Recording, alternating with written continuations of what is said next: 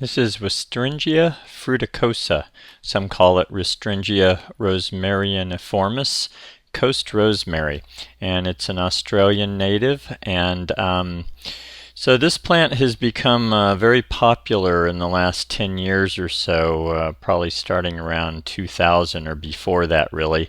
And it's a very effective evergreen shrub, especially in coastal areas. You're looking at a large mass of it in Monterey, California, and this is April when you're seeing this, and you can see there's quite a bit of bloom on this. We're going to get a closer look in just a second here. And this grouping is about 5 feet high. The plant is rated for being kind of 3 to 6 feet tall and as much as 5 to 10 feet wide.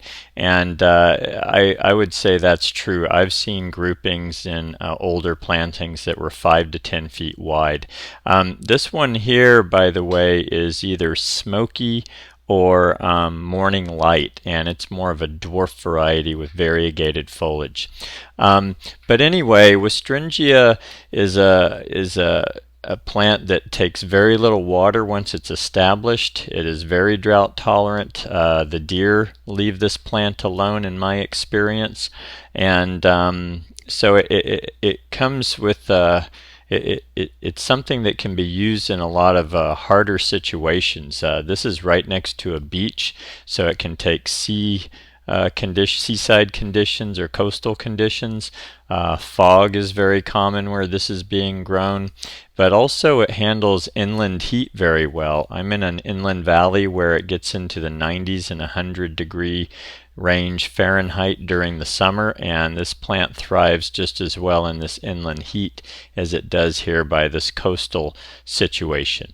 So I think it's a really good coastal plant, and some of the companion plants that look great with this are the rock rose family, cistus, Echium fastuosum, the pride of Madeira, and you'll see some others here at the end of this video that I think are good companion plants that also like the coastal situation and lower water and are deer tolerant.